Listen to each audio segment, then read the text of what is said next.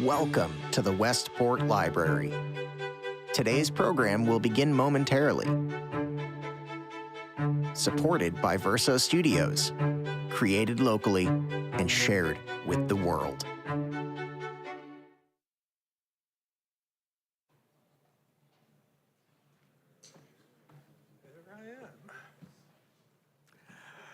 Good evening, and welcome to the 2024 Haskins Lecture. I'm Bill Krakel, President of Aspetuck Land Trust, and I'm very, very pleased to introduce you to James Lomuscio, a noted journalist and author of Village of the Damned, and he's going to talk to us tonight, and David is going to give him a more formal introduction.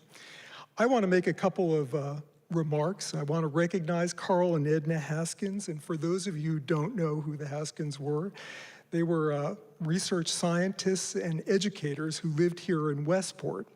They died in 2001 and 2000 respectively, and they left us their estate on Greenacre Lane and an endowment that takes care of that property and funds this lecture and other educational opportunities. And it was their vision and generosity that has us here tonight listening to James Lomuscio, so I wanted to recognize them. I also, thank you. I also want to recognize all of our members, you folks, in enabling us to accomplish our mission, which is preserving land forever and connecting people to the natural world. And it really starts with the membership. And I want to give three basic examples just so that you all can see what we're doing. So the first one is land acquisition, protecting land. And we started the Green Corridor program in 2019, and in 2020 we began fundraising for it. And since that time we've acquired 260 acres, bringing our total protected properties to 2,240 acres, and we have 300 acres in our pipeline right now. That is an amazing accomplishment, and the staff really have done an exceptional job of finding those properties, closing on them, getting them funded, and getting them up to speed so that we can have the public use them. And again, it is the generosity of our members that have enabled our staff, which is terrific. I also want to talk about the Green Corridor Homeowner Engagement Program that we started in 2019 and actually developed during COVID. And we hired staff there who focused on doing three things. One, plant natives. Two, rethink your lawn, downsize it. And three, reduce use of pesticides and herbicides in order to improve the quality of our surface waters. And we think it's energized our membership and made our programs much more efficient. And the fact of the matter is, we wouldn't have the staff to do this if it wasn't for our members, and we appreciate it. And the third one I want to talk about is our Building Bridges program, which is our newest.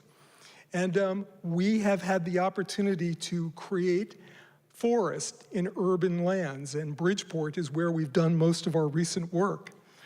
And we planned, got grants for, and delivered 7 Miyawaki forests. And for those of you who don't know what they are, these are small, dense forests, 2,000 to 3,000 plants that grow very quickly, all natural, all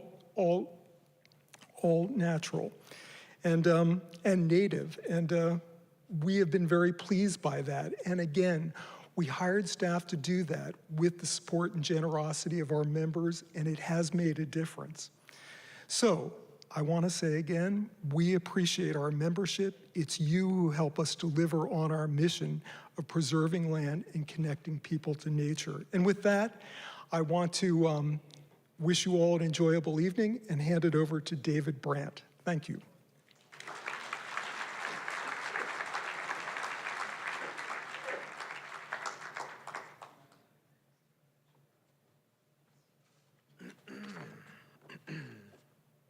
Good evening, everyone.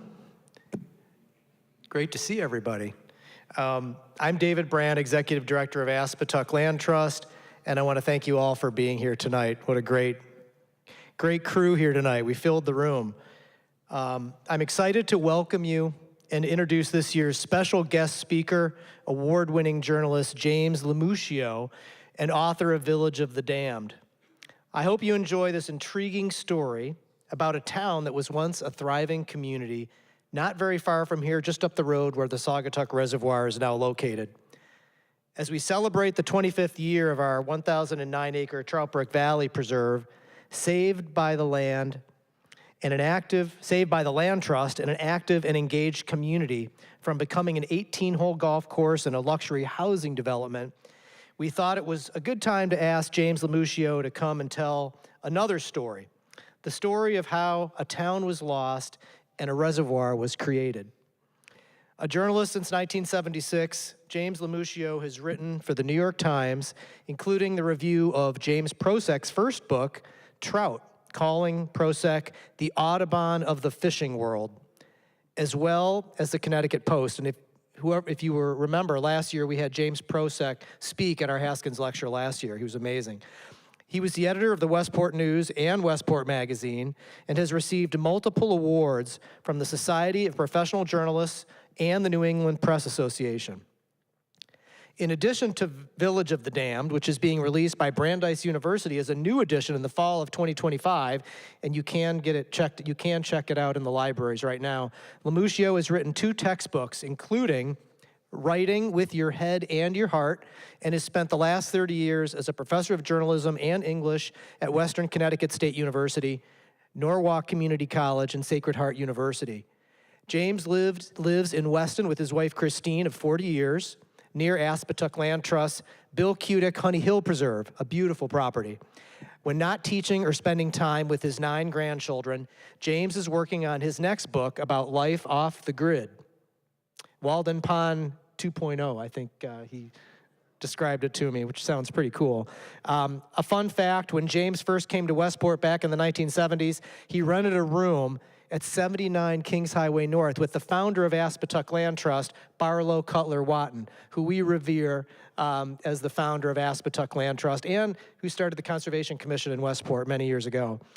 Understanding the history of the land and the role we all play in its protection and ecological health and sustainability is the responsibility of every one of us, especially as we face ever-increasing threats due to climate change. That is why together we actively strive to understand the natural world around us, including its history, and why we work hard every day to protect more land and make that land available to the public at our 45 trailed nature preserves.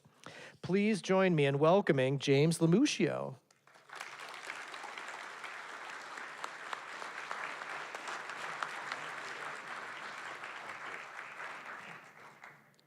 Well, I'd like to thank all of you for having me here tonight, and it's an honor. Thank you, Bill, and thank you, David.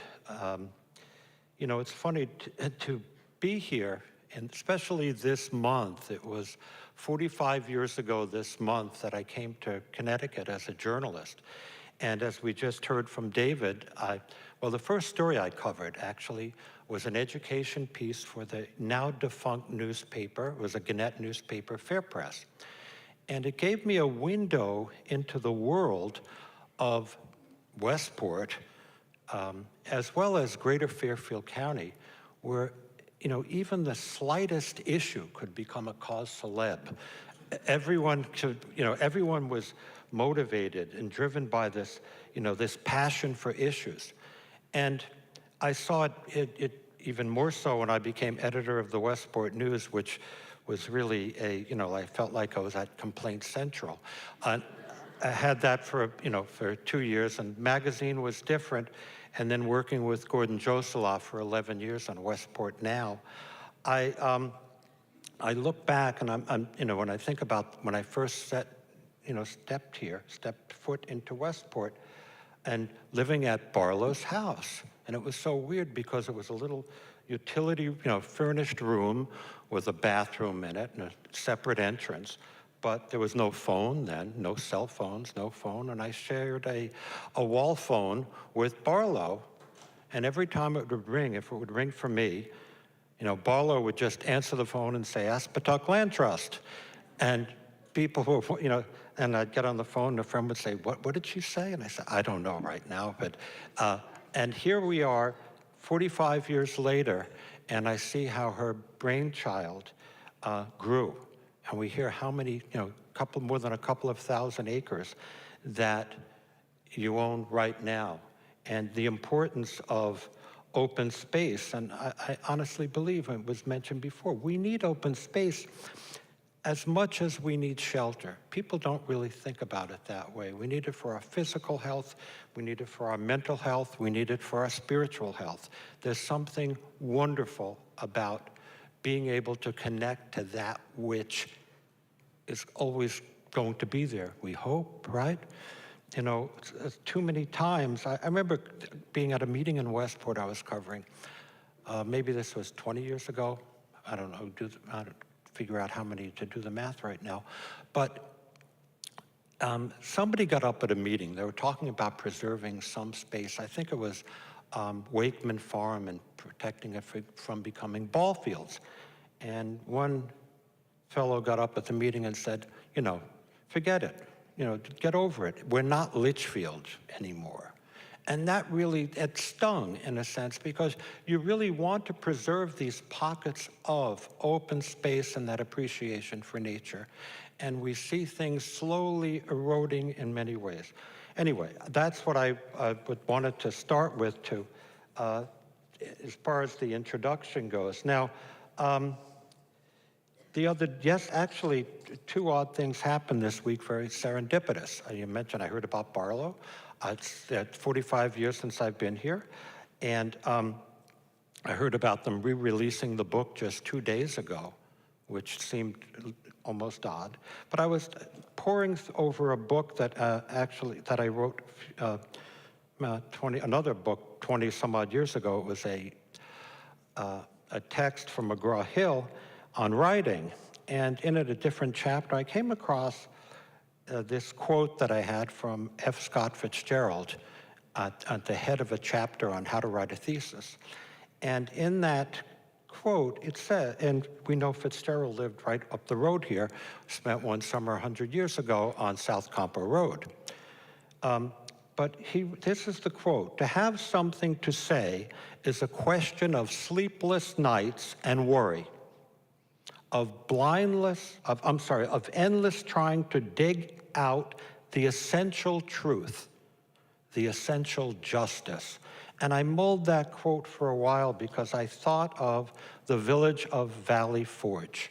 The village of Valley Forge and how it was lost, and the village, not the village, but Troutbrook Valley, which 60 years later was saved. Side by side, one lost, one saved. And there was an endorsement of the book by James Gustav Speth, the dean of the Yale School of Forestry, who said, and it was a nice endorsement, he said, "This story of poetic justice is grounded so precisely in time and place and personality that in the end the reader emerges as part of the community. It is inspiring to see the environmentalist victorious and the land protected.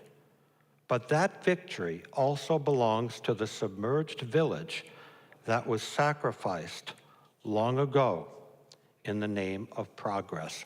Wonderful tale. So with that said, I would like to move my slides here along. And this is the title of the book. The title was actually, I was driving my parents home to Eaton's Neck, and I was talking about it, and I was saying, I think I need a good title for it. And my father said, why not Village of the Damned? It was damned, right? And I said, okay. But anyway, and it's the fight for open space and the flooding of a Connecticut town.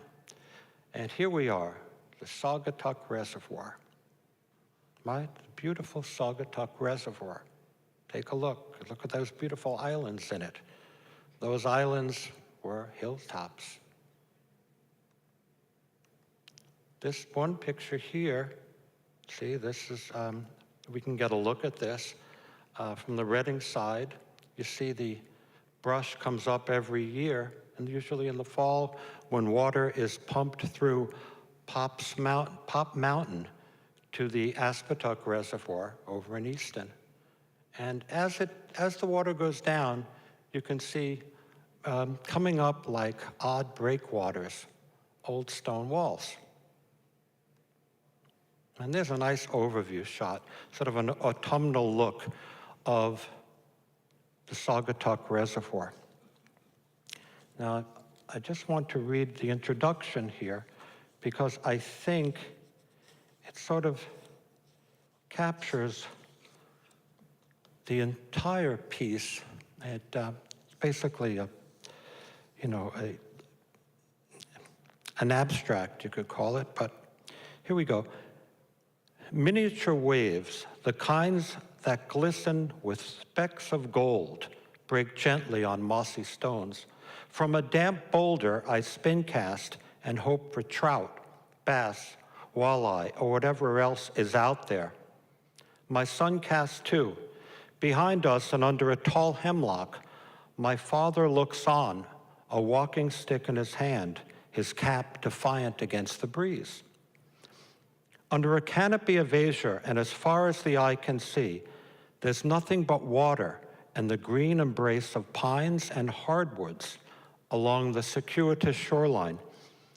And there's that small island, a small undeveloped island off in the distance, one that's so intriguing and inviting, but off limits. Everything is quiet, blanketed with the serenity that belongs to nature alone. I feel like I'm somewhere in the Adirondacks, my father says. This is heaven, I say. It's better than heaven, my son chimes in with deliberate hyperbole. The place is the 880-acre Saugatuck Reservoir in northern Weston and parts of Reading and Easton. And yes, it could be somewhere in the Adirondacks. It resembles a lake born from springs of glacial deposits. The water is crystal clear. The finfish and the shells of freshwater clams seem primordial. The reservoir, surrounded by thousands of acres of water company watershed land, appears timeless. But actually, it's quite young. Just 60 years old, much younger than my father, who is so impressed by its ageless beauty. Yes, these waters are as deceptive as they are deep in areas.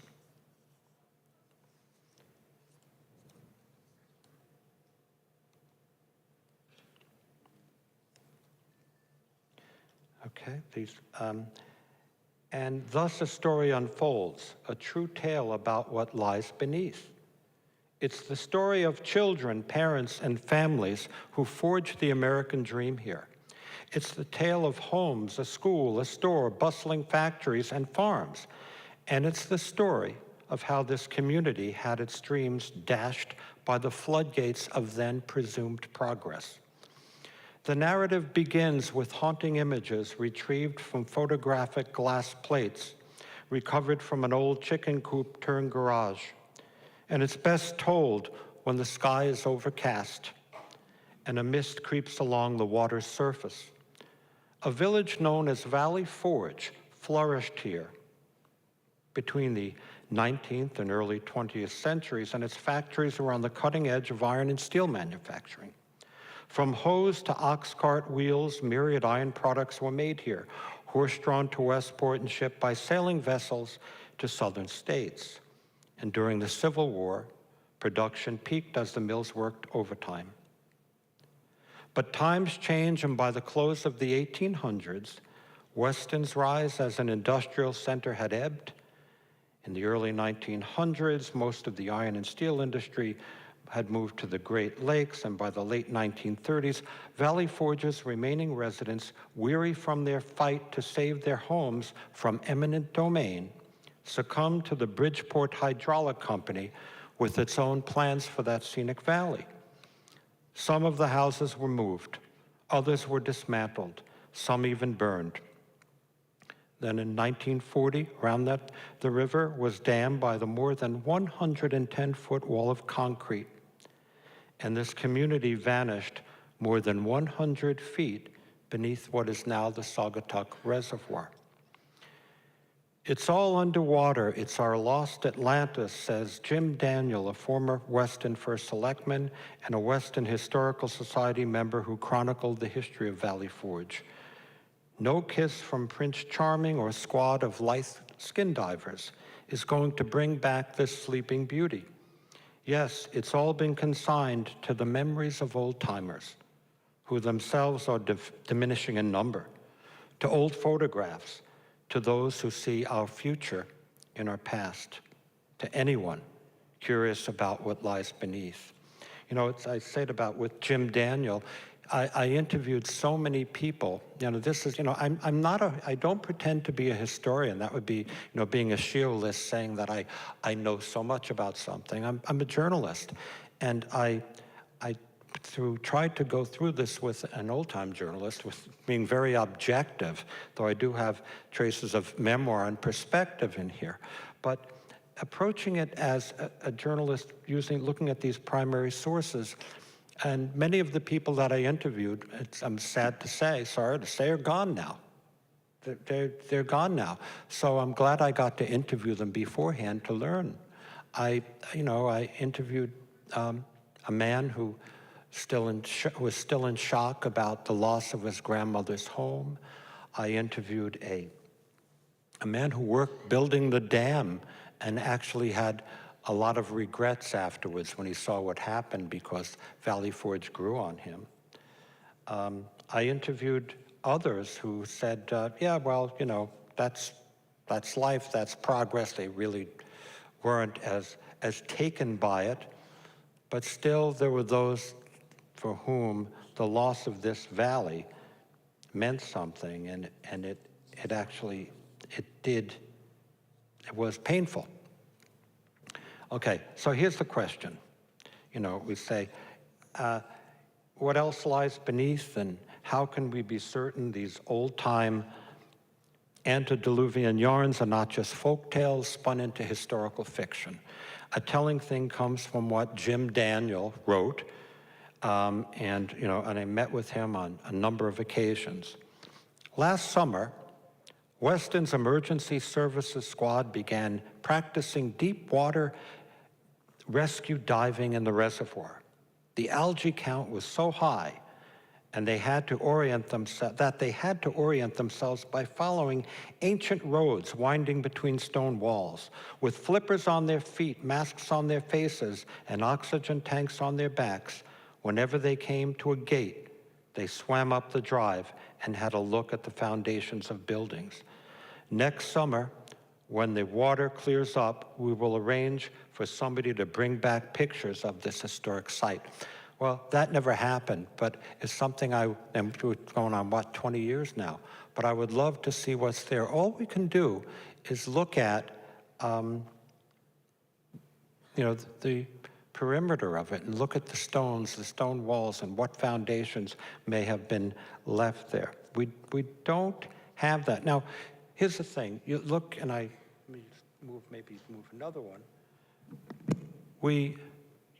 There's the Samuel Senior Dam at the reservoir, Samuel P. Senior Dam. It's 110 feet high.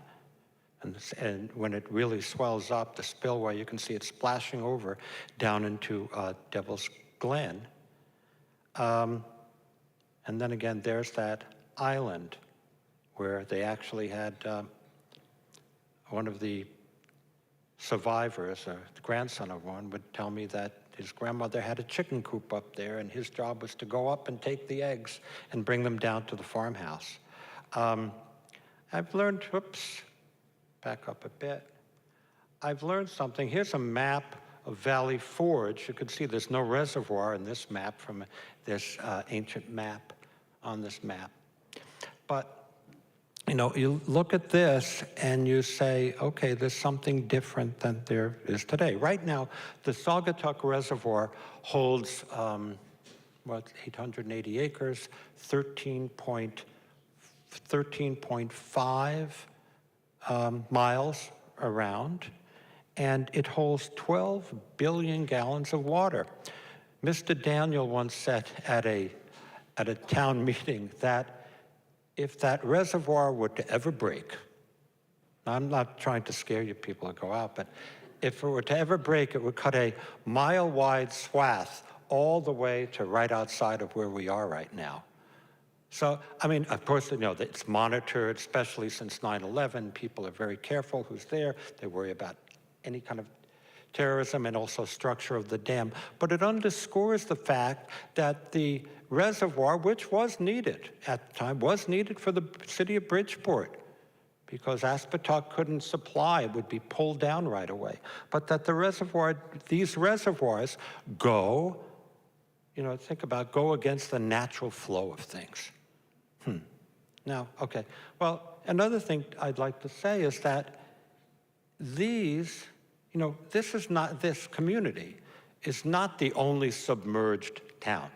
There are other submerged towns. We hear about Candlewood Lake and Danbury, right? Candlewood Lake is, we have Laurel Lake, New Canaan, used to be Dan's town, I believe. Up in Hartland, Connecticut is basically underwater. And a woman from the Boston Globe who did a review of the book said, oh, Quabbin, we've all heard about Quabbin in Massachusetts. I mean, that was, you know, 120,000 acres there. 5,200 people were relocated. So it is not it's not unique in that regard. So why should it matter? Why should we care? And I would say for a couple of reasons. It's in our backyard. Number two, it deals with the whole concept or the whole topic of eminent domain, and questionable use of eminent domain. And it goes all the way from Valley Forge all the way up to Kilo V, New London, where we see some things that are questionable. But there's something else that makes this community, and I'll have a bunch of slides to show you, I'll get to those in a bit. Why is there interest? Why is there interest in redoing it now? Why are there, you know, more than 400 people here now? What was it about this community? And I think unbeknownst to many, this community, Valley Forge, played a significant role, a key role in the development of New England and our country. Think about that, a key role in the development of New England and our country. Now you could say, oh, you know, this guy's, you know, you're full of hyperbole, right? But no, there is I'll read this to you here, and you can, this is, the first cast iron plows ever made in New England were made here.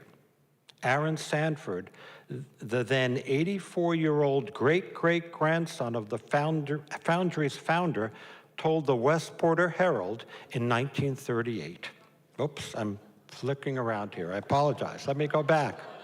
I got to put the book here. Okay, we will go back. Hang on. Where was I now? Okay, I'll go back to... Here we are. Slideshow. No question. I better not do that anymore. And here we are.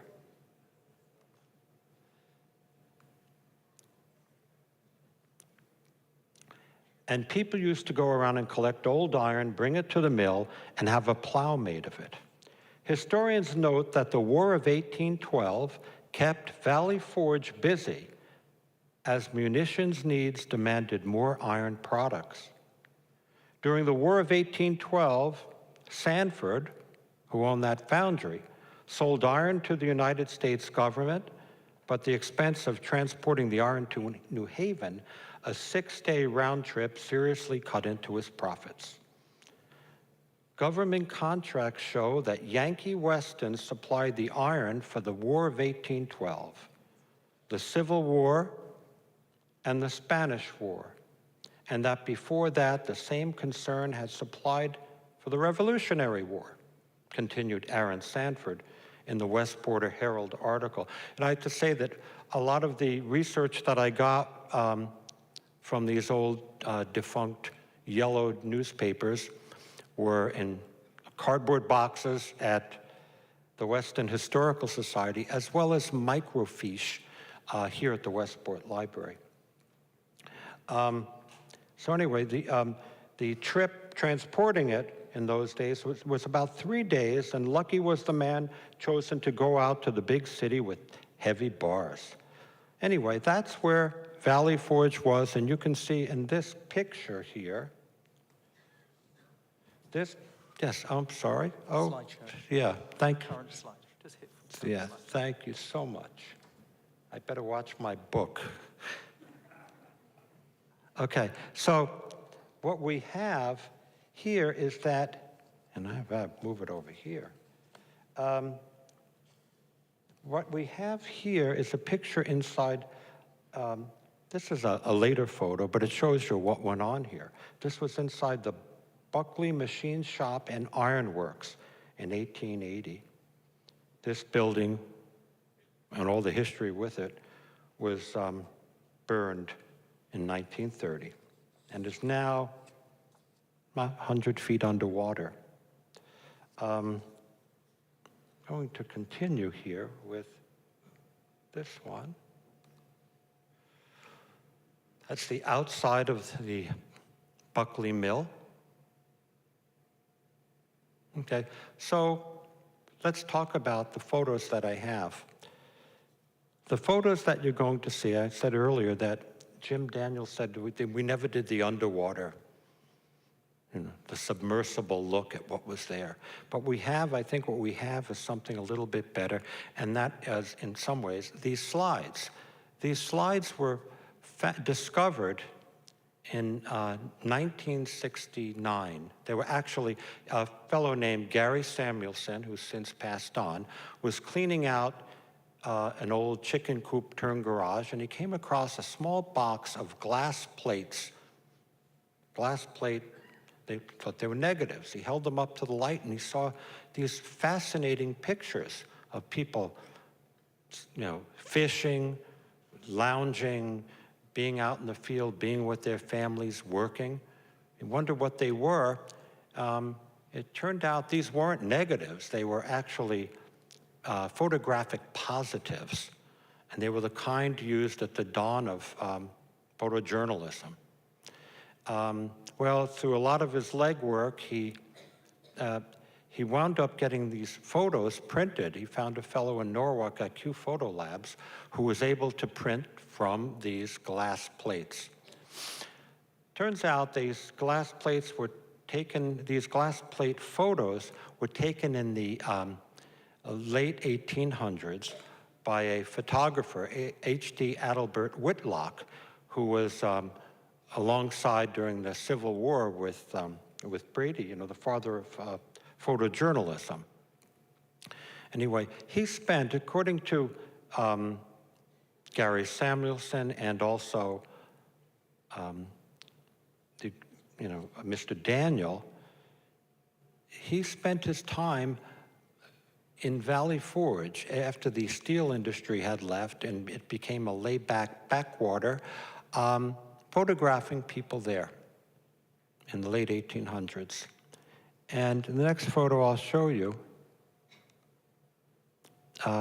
take a look here at this nice house, farm, people outside proud after a morning, after maybe perhaps a day's work. They had a white cow, which was a status symbol back then. Anybody would have owned it. It was like having a white Bentley in your driveway, And and it's a great one. This, according to Mr. Daniel, this photograph, this picture, the house is destroyed, and perhaps the only thing left of it is one of the, the hitching posts there, or the stones from the side of the fence, somewhere buried beneath the Saugatuck Reservoir. Gary Samuelson, he and Jim differed on that. Gary said, "Oh, I think I saw that house somewhere in, somewhere in Weston or East or in Reading." But it's, well, we don't know where it is now, but there's a good chance. I mean, I would side with Mr. Daniel, thinking that it's probably under the Saugatuck Reservoir. Now, this one here is an old colonial, around the same time. It was moved to, actually it was lucky that they moved most of it, and they got it to Good Hill Road. Here is a photo taken in 1882, and the fellow in the photo is Dr. Frank Gorman. I see these photos, and it reminds, I just want to, I wish I could be there, right? And it's sort of like that, I remember a Twilight Zone episode was where, it was actually Westport base called Willoughby, where he wants to go back to a simpler time. And here we are. So there's Doc Gorman. And from what I found out, he had, according to Mr. Daniel and research that was done on it, he had just delivered a baby. And you could see somebody peering out the window at him. And he had just delivered a baby. The cost, quite expensive in those days. It was $25. And Doc Gorman, from what I found out, and from other quotes about him, he was the quintessential country doctor. He liked his whiskey and his chewing tobacco, and he was very fastidious about the way he dressed. You can see him with that hat. So anyway, that is another one of the houses that was gone. This one here, this was the Buckley Homestead, set on 76 acres. This was later seized in the 30s by the water company. And after protracted court battles, this photo, however, is not from a glass plate. It's a courtesy of the Western Historical Society. This house is gone, and it's somewhere, but the remains of it are under the Saugatuck Reservoir.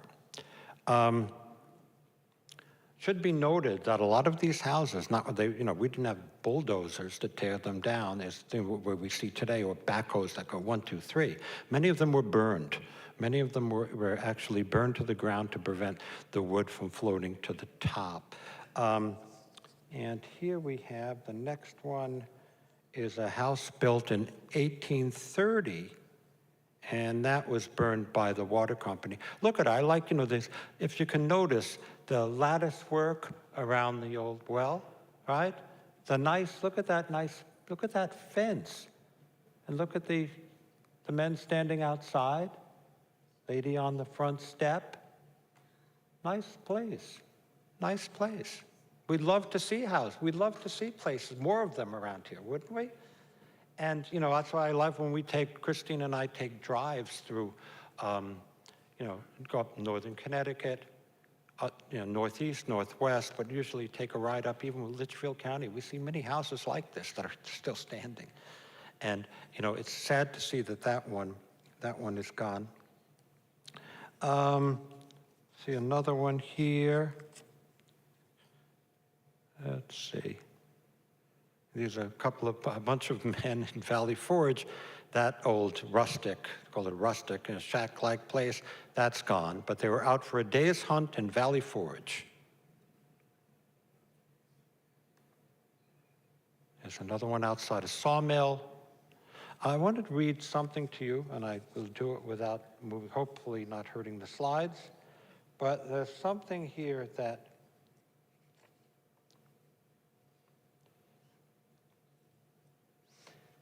I mentioned before, for logistical reasons, the underwater photo shoot has never happened. But we do have, far more telling, the late 1800s prints gleaned from photographic glass plates, sepia-toned pictures, and some of them handiwork of Charles H.D. Adelbert Whitlock, and how he said that Whitlock followed Matthew Brady, the father of journalism beforehand. They followed the Union troops into the Civil War battlefields. Though far less dramatic, Whitlock's Valley Forge photos are among the only windows into a washed-away world, and they humanize it. Mr. Daniel compares the community these photos choreograph to Glockamora, the fictional Scottish Highland village in the Lerner and Lowe Broadway production Brigadoon. In the play, as well as the musical, Glockamora was a village which came to life once a century for 24 hours and then vanished for another 100 years. Mr. Daniel writes, but Weston's Glockamora did not have to wait a whole century to return. Unexpectedly, it resurfaced with Gary Samuelson's finding of these photos. This is an old dam between two of the forges. You can see that dam is gone, but look how small it was. And, you know, why? Why was, you know, we think of metalworking, we think of iron and steel. I mean, how could that all be right from underneath? You know, we're not talking about Pittsburgh, we're talking about Western Connecticut. How could that be? So I spoke to somebody else named Mr. Jim Ho, and along as with Mr. Daniel. And long before, you know, our country was born, long before even the thoughts of independence rumbled throughout New England, this method of iron and steel manufacturing was around. According to Mr. Daniel as well as Mr. Ho, Welsh farmers and metal workers in the early 1700s, they had settled at the Plymouth Plantation in Massachusetts, and they headed south. Many were farmers, blacksmiths, and iron workers. The latter, according to Jim Daniel, had a trade that reached back to the late 1500s and the reign of Queen Elizabeth I, and they would come to operate what was called a bloomery, getting the melting hot metal after it was smelted down in a puddling furnace. And they got it into a ball or a lump, and it was then reheated and hammered into blooms of steel. The Welsh farmers were very picky about where they went, obviously, and they went from Plymouth to the Berkshire foothills to southwestern Connecticut, and it was an arduous trip. But the Saugatuck Valley proved worth it. The iron workers recognized that this area had three important things. That they were falling water to operate the bellows, abundant trees to make charcoal, and bog iron. They put it all together and they started the iron and steel industry here. At the time, it was a technological marvel. I mean, you're not going to say, you know, that, you know, at the time they were U.S. Steel, I don't know, bigger than U.S. Steel, right? But they were making all of these things that were going to help develop the country. And what transpired is they even made, there was one of the contracts showed that when the New Haven Railroad ordered 1,100 crowbars from them, I guess to move the tracks in line. But anyway, the first full-fledged ironworks factory was established in the Reading area of Valley Forge in 1760 by Ephraim Sanford, and he called the area Sanford Town, and his son Oliver Sanford took it over. And the fellow I quoted before was his great-great-great-grandson. Okay, so that's what was there. Now, the question is, what happened to it?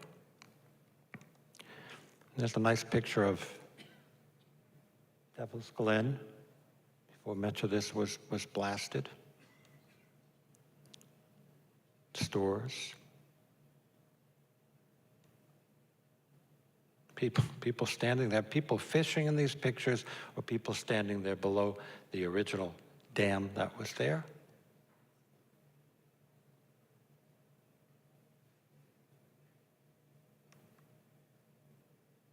This photo is courtesy of the Western Historical Society.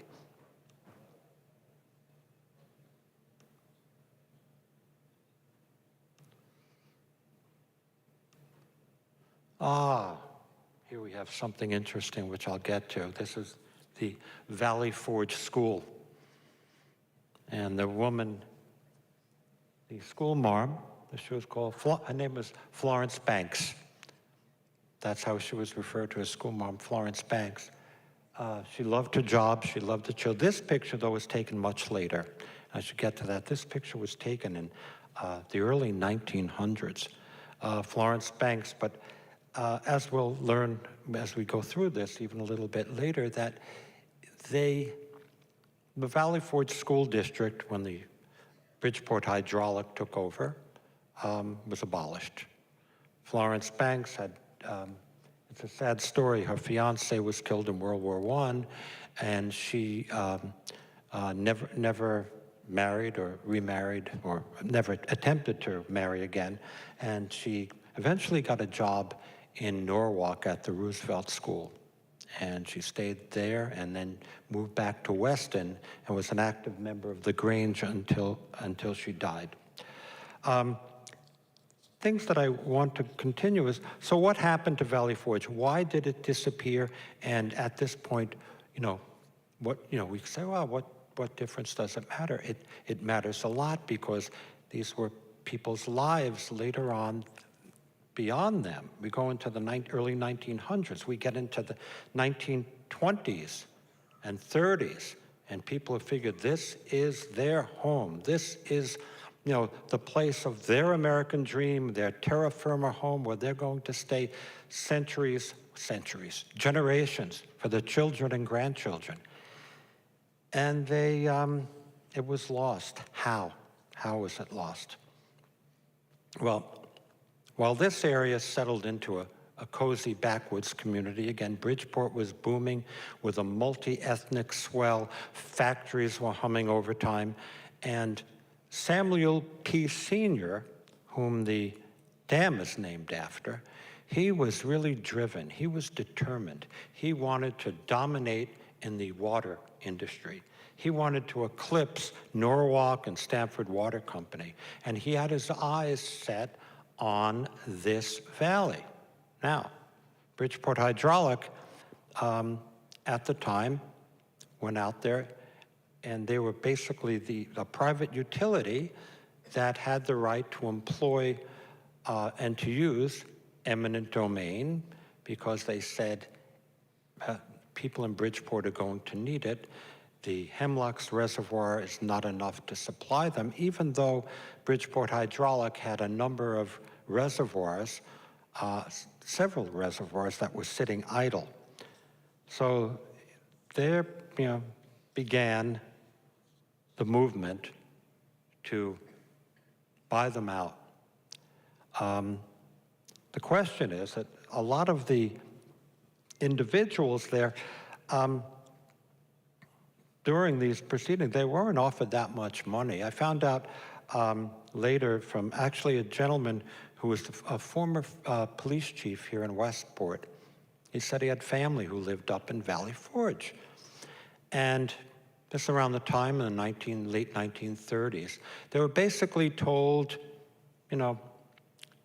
just go, anything that it's worth will go to back taxes. I mean, that was an extreme case. Simultaneously, we had a lot of eminent domain going because they were in the state, because they were creating the Merritt Parkway. The Merritt Parkway, though, they were getting a lot of money. The state came across looking like Santa Claus for with these purchases. Valley Forge, since the water company was the only one involved with this, sort of would give them, well, you better sell now because price is only going to go down, et cetera, et cetera, et cetera. So people who lived in the area and who knew Valley Forge, it had been prized for a long time. I later spoke to a historian in Reading, a historian of Mark Twain. And he said that, even Mark Twain loved that Saugatuck Valley. He used to take walks through there because his house was right up there in Reading, or the rebuilt house right off 107. So there were a lot of people that really got to like it. There were a lot of artists who had moved up here, and they were thrilled by the more than 100-year-old, the ancient stone walls, the 100-year-old trees, the quaint houses that were there. They loved that fact. So what happened? We had a movement, and there was a movement in our area, right around here, to save the Saugatuck Valley. And that became the cause célèbre of the time. We had, one fellow who was very active with it was John Orr Young.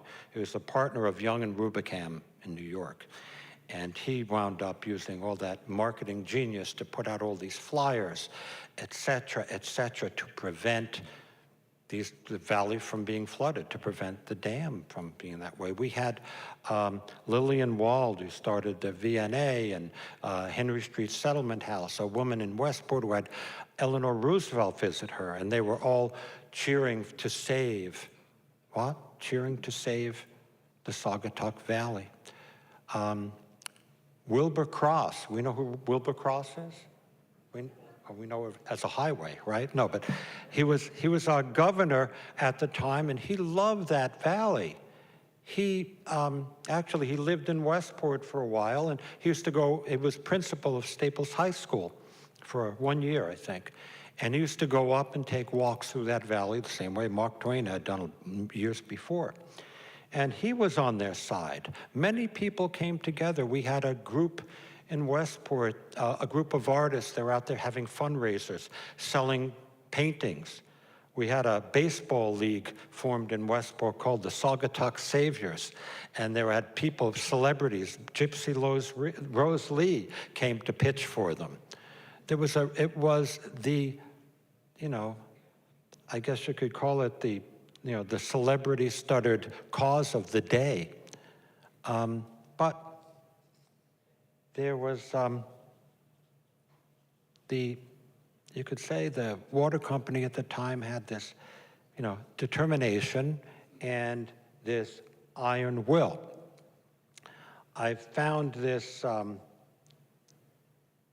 quote from, in the 1940s, in the Westporter Herald, Mr. Samuel Sr., the head of BHC, Bridgeport Hydraulic, came to a meeting here, and he was trying to say he was tired of being painted as the bad guy because, people had a cause. They were going to save it. He goes, as a matter of fact, so many things have been said about us and our plans which are unfair and untrue that we are beginning to get peeved. It's all right to turn the other cheek, but in time that too becomes raw. To hear folks talk about it,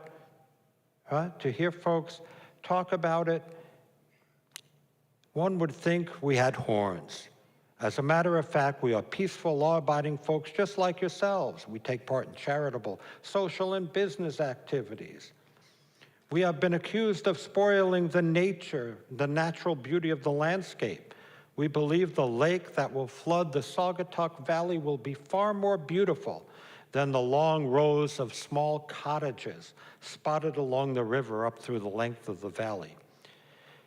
Can anyone view a single one of the company's reservoirs without realizing that the beauty of the landscape has been enhanced? Well, to be honest, it is interesting. The reservoirs are beautiful to look at, but what was there before? We had people from the Westport Garden Club then saying that there were plants, the flora in the Saugatuck Valley that was found nowhere else. It was in a clipping. They didn't detail what that flora was, or what kind of rare plants there were. But they did say that. The Connecticut Garden Club. We had the fight for protecting private property. I was very strong, so much so that it was very weird. The Connecticut Socialist Party came out and said that they were on the side of the homeowners. We had, basically defending private property. Many of these things came true, but in the end, they lost, despite that. And I think there was something here, the Saugatuck Valley Defender, Samuel Sr., let me just flip here. Living in a time when environmental groups command great influence, as hopefully this group does, right? spurring media attention that leads to legislation. It's hard to imagine how the Valley Forge battle was lost, especially with the Saugatuck Valley Association, their long membership list of movers and shakers, from Lillian Wall to John Orr Young, Wilbur Cross, and scores of writers and artists. Why its watery fate? Is it that money talks and ruthless business can get their way? Is it that despite our belief in democracy, the judicial branch of government, namely the courts, wield far too much power? Was it a combination of both? Or was it that the judges knew something that others, clouded by emotion, could not? That Samuel P. Sr.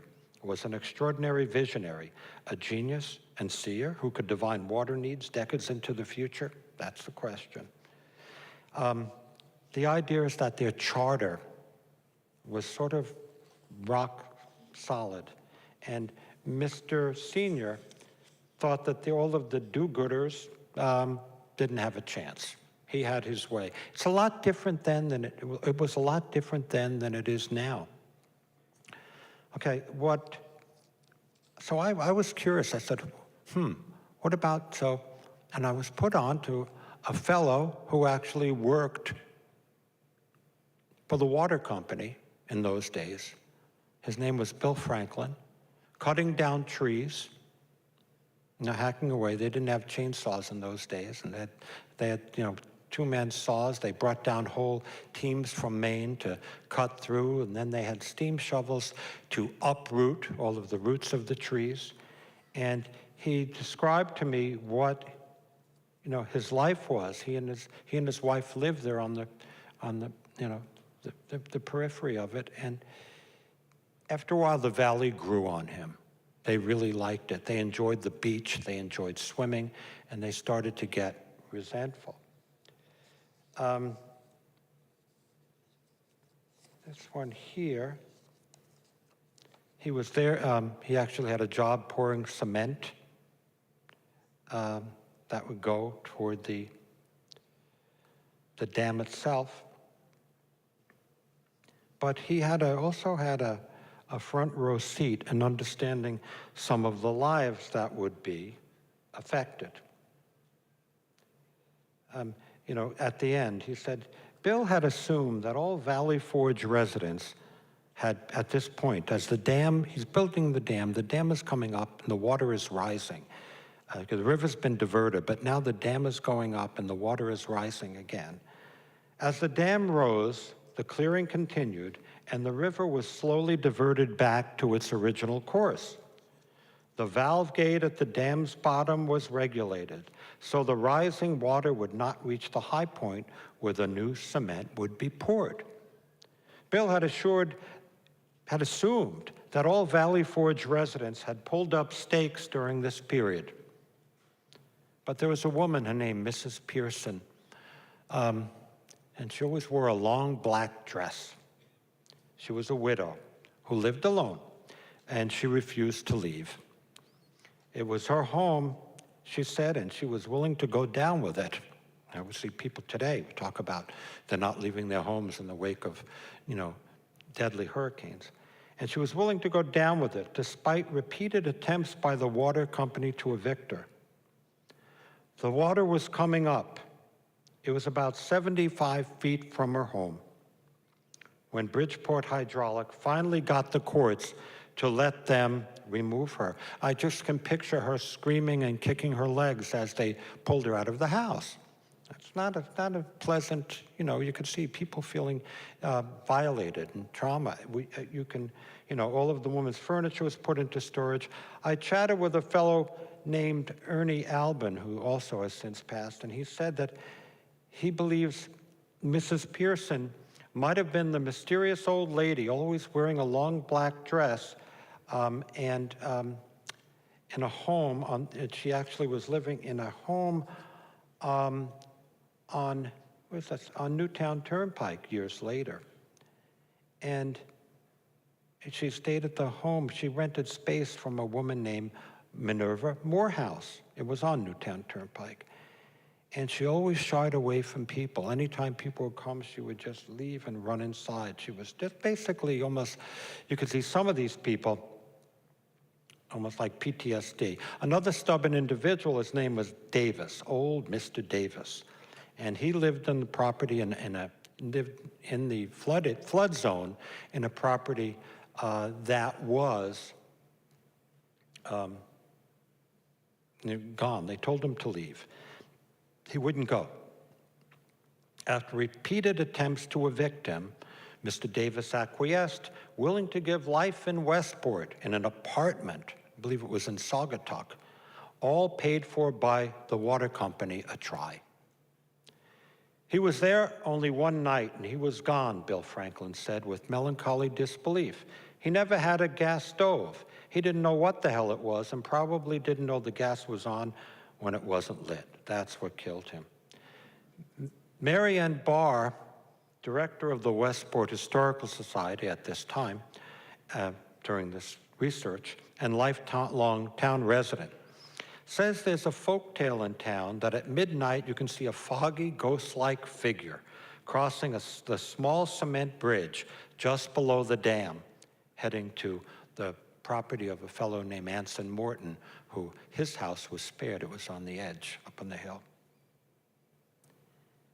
And she goes, Mary Ann Barr, you know, I mean, I believe it's probably just some fog rolling across, but she says, maybe it's Davis, she said to me, feeding that folktale.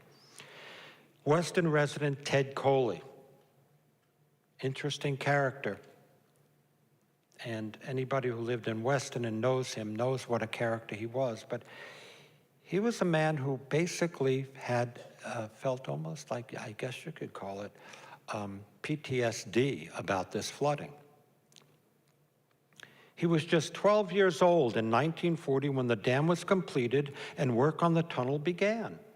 Though a long time ago, just mention the words Valley Forge, and Mr. Coley is besieged by a paroxysm of anger and hopelessness. He would shake as if he were the victim of a heinous, violent crime. You see, as I get older, it gets worse for me. It's this whole idea of eminent domain. His grandparents, George and Matilda Hicks, had a home on 7 acres in the flood zone. It was an old-fashioned farmhouse. Let me see if I move along here. Let's take a look at these sweet pictures.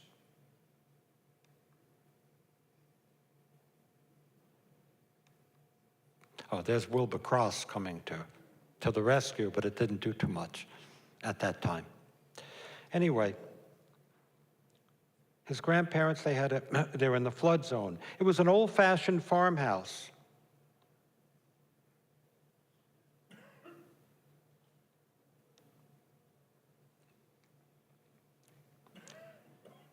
With a barn in the back, he recalled. They had grape arbors, a hand-dug well with a bucket, and some cranberry bog. I remember when they set fire to the barn. My mother, her name was Anna, was so upset. It was a loss that haunted Ted Coley's grandparents and his mother until their deaths. Before the water company burned down the Hicks house, Anna Coley paid to have the well stones removed by steam shovel and carted to her own home on Lyons Plains Road.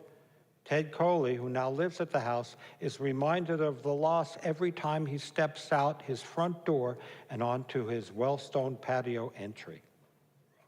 And he also accused those who were condemning the houses of going in and stealing a lot of stuff. But that's, you know, it's long ago, and maybe it's true, but I'm, you know, talking about it or saying it's true, I do know about libel, and I'm not sure whether that's what he said or to teach it. Going back to Bill Franklin that I mentioned earlier, Bill Franklin took every job he could in the valley. Again, during the Depression, it was what? The only green that mattered was money. So he said, looking back, he displays a modest, quiet pride at his versatility during the entire project. The only job he had refused was the offer to help exhume bodies from the Burr Cemetery in the northern flood zone. Like even, with this, even the dead couldn't rest. I wouldn't touch it, he says. Others were happy to have the work and happy about what they might find from digging. Some of the graves were more than 200 years old. Quote, the boxes were all gone, and maybe they'd find a bone or an arm. Any of the grave diggers hoping to find jewelry and other gold probably had their treasure hunting dreams quashed by two of the men overseeing the project, Ted Coley's grandfather, George Hicks, and Ted's uncle, Sam Hickson Ricks. They only accepted the job to make sure the village of the dead would be respected and could rest in peace, if not in the valley. Let me just move here and show you. This is when the digging began on the dam. That's Anson Morton working with the wiring going through Pop Mountain to Aspetuck Reservoir. Another dam photo. Here is where they placed them. I don't know if they got the bodies, but they surely got the headstones. And they were moved to the whole cemetery. Those of you familiar going up, I guess, 53 past the Reading Roadhouse, you'll see the cemetery on your right. And many of the headstones, I was looking at them a couple of weeks ago, and there's Banks, Morehouse, Sanford, all the names of Valley Forge. And they're all put there almost like military fashion. It's not like a cemetery where somebody's here and somebody's here and somebody else goes over here. But that's where they are, and that's a very sad ending to it. Bill and Olive Franklin, he and his wife Olive, Bill Franklin, they wound up leaving the entire valley once it had been flooded. They vowed never to look back. But within a year's time, their curiosity won out, and one Saturday afternoon, they decided to revisit the area. In 1942, I drove around it on the new road. The new road. The other roads are gone. You see this one up here in the upper right? That's Angler's Dock at the reservoir. I go down there and I cast a line, fish. Actually, it was a road, Old Demon's Road. If you had a submersible vehicle, blip, blip, blip, and you'll wind up in where? You'll wind up in Reading somewhere, right? From Weston to Reading. Anyway, in 1942, I drove around it on the new road, and I couldn't believe it. There was also something about the reservoir even Bill couldn't comprehend. It looked like it had always been there. So there we are. We're at peace at the reservoir. It's gone. The people of Valley Forge at this point are lost and forgotten. And then what happens? Oh, I know, I'm up there and fishing, and then I hear, hey, you know what? There was another valley next to it, and this valley, the water company owns, and now they don't need all this land that they had. They didn't flood it for a reservoir. They don't need it as a buffer zone, not Class A, Class B, Class C. They have filtration plants. And what happens? We have a possibility here. This land that we took via eminent domain, or in the shadow of, or with the threat of eminent domain many years ago, we can sell for profit, for real estate profit. That's where part 2 of the book comes. And that's where when I heard about that, I contacted my editor. Again, he's now gone, Dick Madden, at the New York Times. And I said, I think this is a fascinating story, that this other land here, and you had the orchard, et cetera, Trout Brook Valley, Holy Brook, it could be the home of a golf course with a membership of $100,000 in those days. $1 million homes nearby.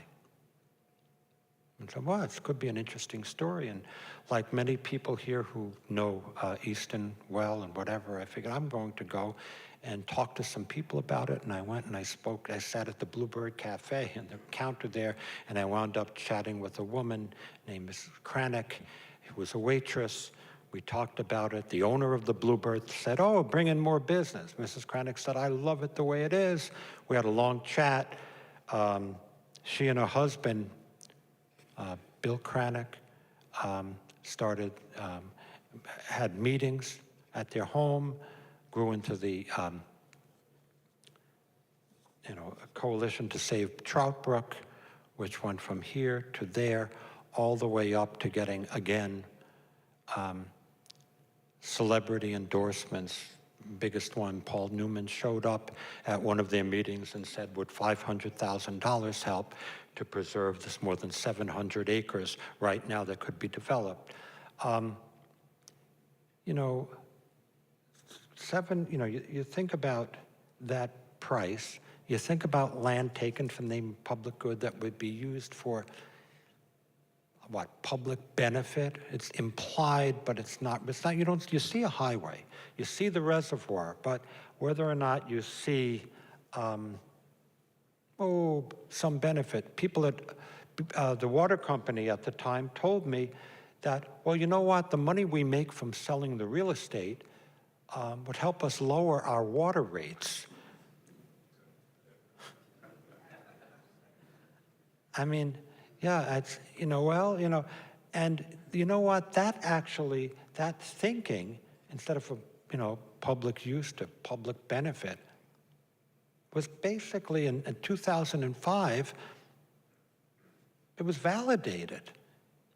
The Supreme Court with Kilo v. New London, that story, all those, how many homes in New London were going to be lost because Pfizer wanted to build a headquarters there and have parking in that area, as if, and they said, well, and I'm scratching my head saying, Pfizer, but for the public good or what, and public use, and the anyway, they approved it by a vote of 5-4 for public benefit.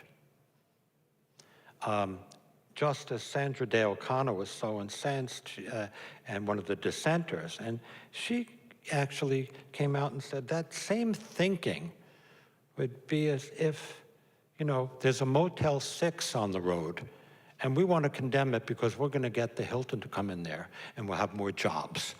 Or your grocery store, I think our town should condemn your grocery store and take it over because you know what, we can get, name your big supermarket chain, Stop and Shop, Big Y, et cetera, to go in there. There really wasn't much logic.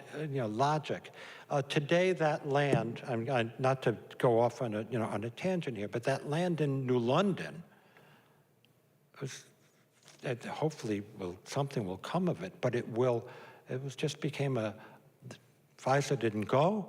They wound up, the houses were torn down, they became a location for feral cats, and that was it.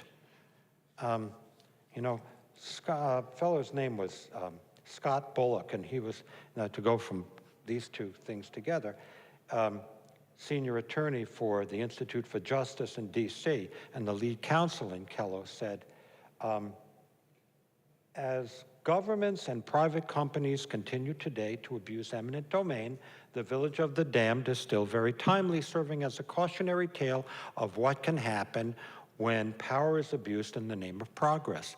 Well, we look at that and then we say, well, was the water company trying to do that? There were some quotes that I got from people, I put in the beginning.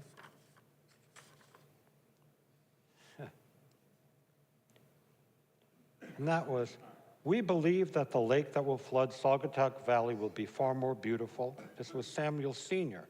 I also would like to say just a word concluding about our real estate operations.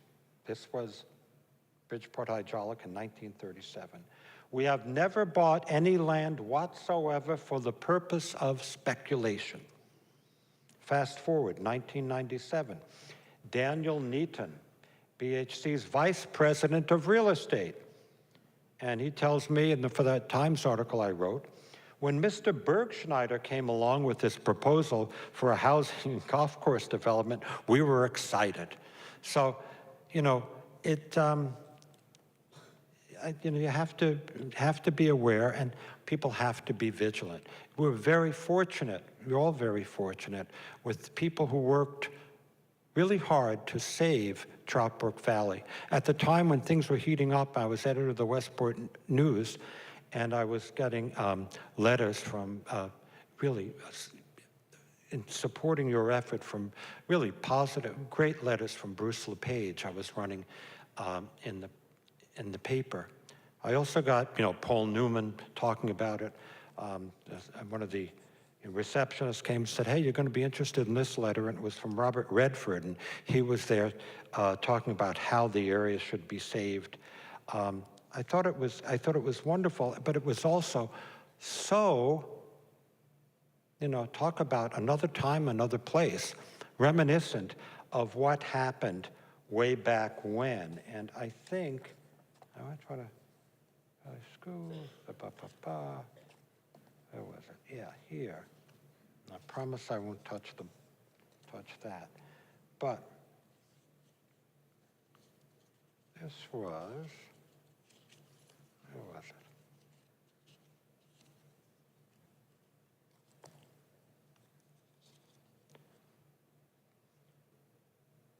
Now, one thing I do recall, I went on a scouting thing with my son and the scouts at the time, and they had we were coming in from Easton, being led by Mark Harper. We went along, and we were at the, where are we here? Go to the very end. Yeah, here we go back here. And we were going through the woods, and we came across these things in the woods. T11, 9th T. And the troop leader at the time said, okay, kids, come over here, study this, look at this right now. It may be the last time you'll get a chance to look at it. He said, unless you have $100,000 to join this golf club, right? So, things like that were taking place. Now, after the book came out, Mr. Bergschneider contacted me, and not very happy with it, and because I had interviewed him before, and he said, you can't save every tree. And he said he came up with a plan where he was going to give like 200 acres and buffer zones and being up high on the ridge. Hey, I like to golf. I'm not against it. People want to have a mega mansion, that's their taste. But the rub was how this land was taken, and it was taken for a specific purpose. And at the same time, people had grown to love all this property, to love all this land, and things had changed. I want to end right now with just a read here. And I think it's important because the land was eventually saved, and that set the stage for going to save thousands and thousands of land from the state stepped in.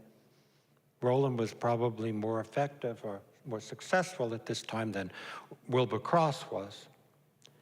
And thousands of acres were saved. A happy ending, happy ending. Somebody said it all, Judy Friedman, state senator at the time, and it fell into place, thank God. We can't guarantee that we can give people much in the future, but we can certainly give them something like this, something that gives them delight and pleasure by doing nothing to it, by not changing it. Now, the end of the book here, bear with. Nothing seems to change as I return alone to fish at the Saugatuck Reservoir in early August. There's still that endless green forest embracing the expanse of water under a crisp azure sky. That first tug of a fish at the end of a line. The quiet as I walk the rocky shore. Maybe it's the quiet or being alone with nature that makes being here almost spiritual. I glance back to an empty spot under a tall hemlock where I still hope to catch a glimpse of my father, who's since passed away, waving back to me. And other times while I wait, which is what fishermen often do. I try to envision the lives that once thrived below. I want to meet them like in Brigadoon, just for a day. I want to sit in on Florence Banks' class in that drafty one-room schoolhouse, to net some eels with Clinny Hull, to sit down for Sunday dinner with the Coleys, to hear the sound of a newborn as Doc Gorham, with $25 in his pocket, rides away in his horse-drawn carriage. And when I think about these things, I'm still bothered by the fact that Valley Forge was lost. Perhaps George Cordero was right. If one valley had to be lost and another saved, it was best the way things turned out. Mary Ann Barr, trustee of the Western Historical Society and co-founder of Keep Western Rural, put it this way. I was just driving around the reservoir today, and I was thinking that, yes, it was quite an imposition, quite a price that was paid in the loss of people's homes. But being here 70 years later and looking at what we have as a result of it, I see it as ironic.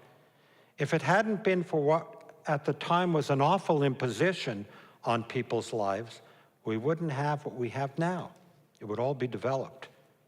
And that thinking might have continued, she adds, if it weren't for the fact that people enjoyed having all this Bridgeport hydraulic land over the years, they probably wouldn't have saved Trout Brook and the Kelderlands.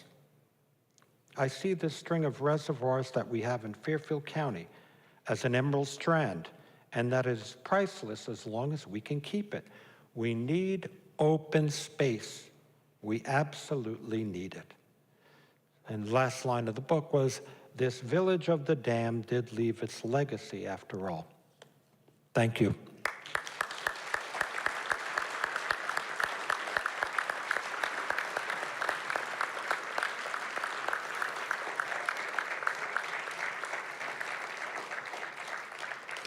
I thank you, James. That was great. Folks, we have time for just one or two questions. If you have a question for James, if you could come up to the microphone here so we can all hear you.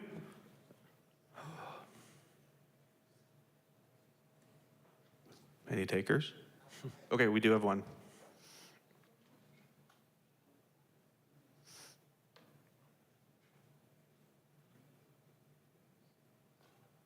Thanks very much. I'm a trail runner, and I spend a lot of time running around the reservoir, so I know those woods very well in that view.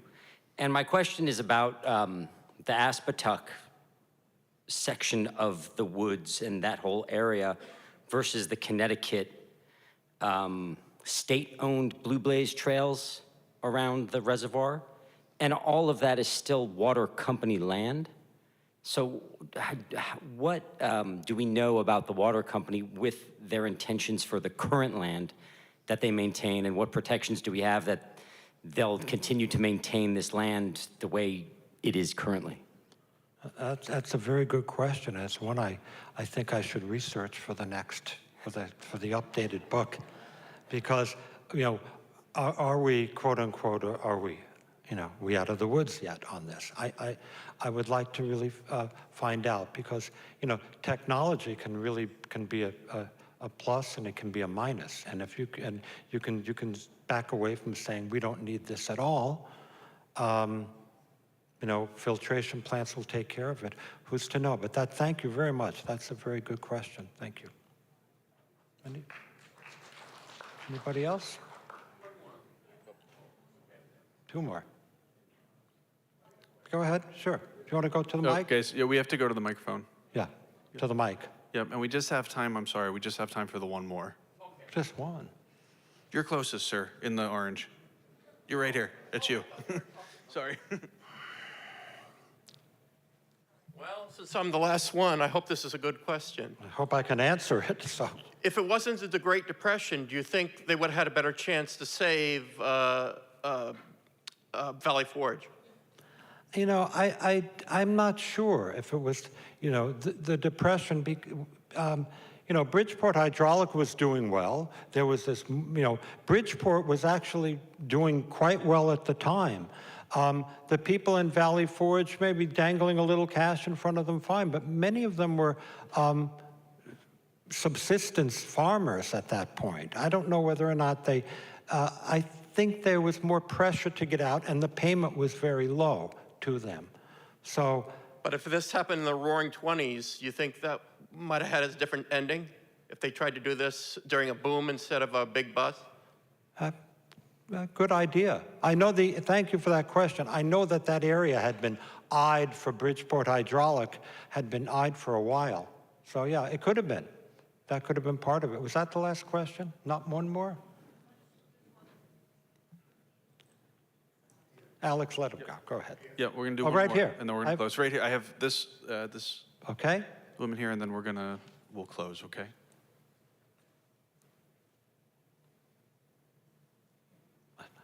I live in Southport, and we are undergoing a similar situation as we speak with United Illuminating, who have attempted to put 100 to 150-foot monopoles through, starting in Westport, going through Bridgeport on the south side of the railway tracks.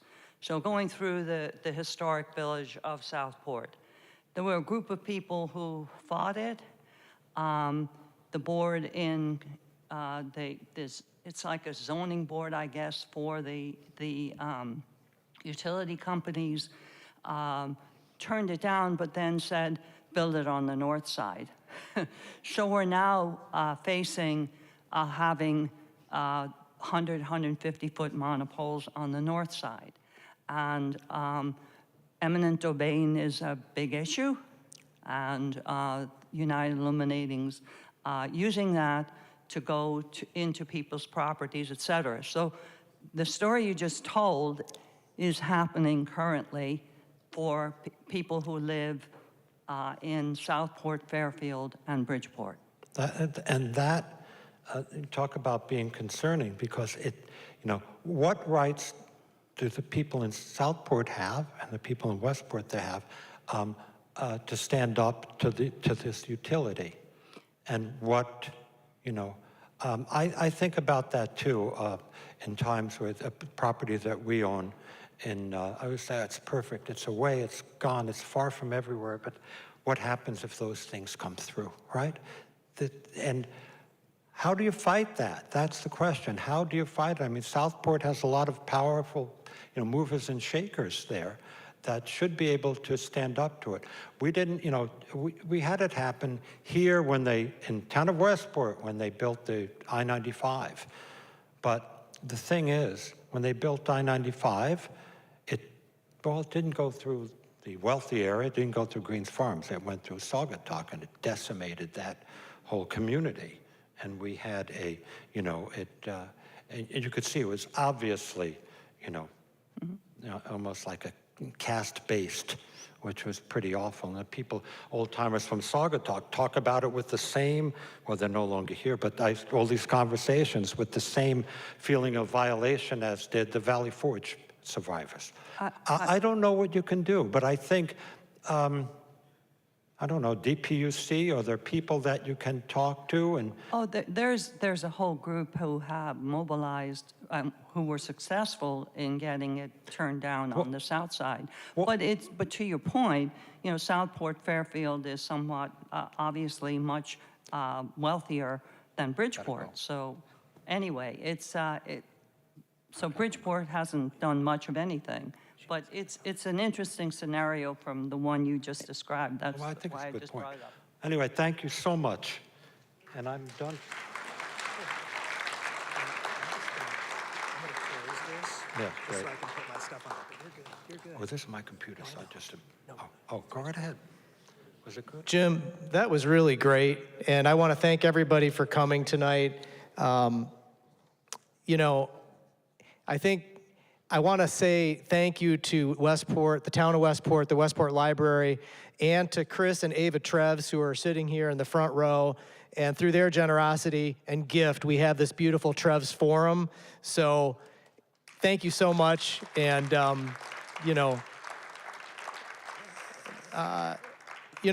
think the message for me here is that the land is important. If I had to tell you what Aspetuck Land Trust does and why it's important, is because we preserve land. We preserve open space. And As Bill said, 2,240 acres since 1966, back when James was rooming with our founder, Barlow Cutler Watton. 260 acres since 2020 that we've protected. So, I think if you turn on the TV or look at the news and, look at what's happening with the climate, I think we can all agree, I think it's true, that one of the most important things we can do is save land, really.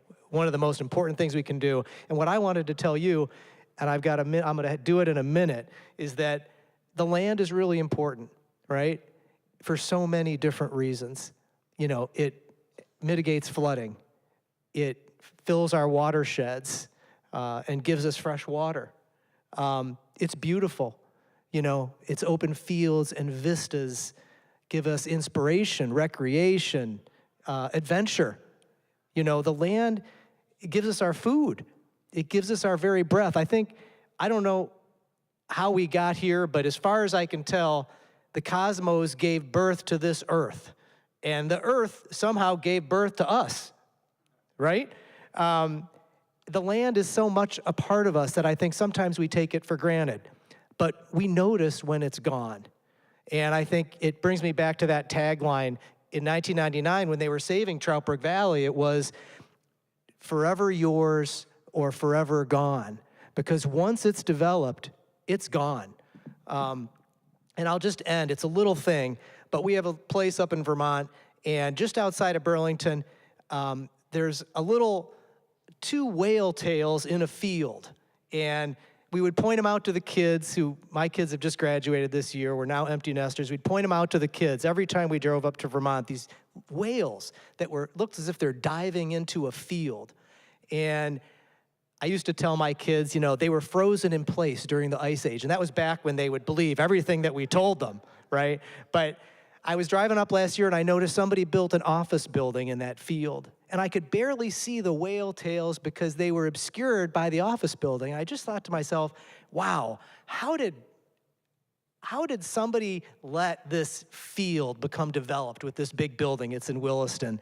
And it really felt sad to me. And, how do you account for that loss, of open space when it really is a part of us in so many different ways? We engage and interact with the land. But, thousands of people came together to protect Trout Brook Valley. These lights are very bright. In 1999, 25 years ago, thousands of people, and it was successful. And I love that you ended with Trout Brook. But today, I know there's a lot of people in here who are members of Land Trust, and there's some folks here who are not members of the Land Trust. So what I want to ask you today, my call to action to you is for you to become a member of Aspetuck Land Trust so you can help us save the land that's left.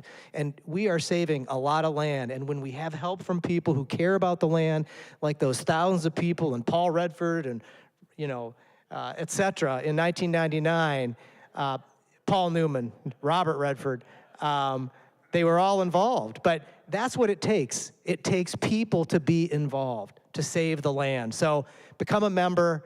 Thank you so much for coming out tonight. And thanks, James. It really was great. And thank you to Chris and Ava Trebs for their generosity and everybody's generosity to make the world a better place. Thank you.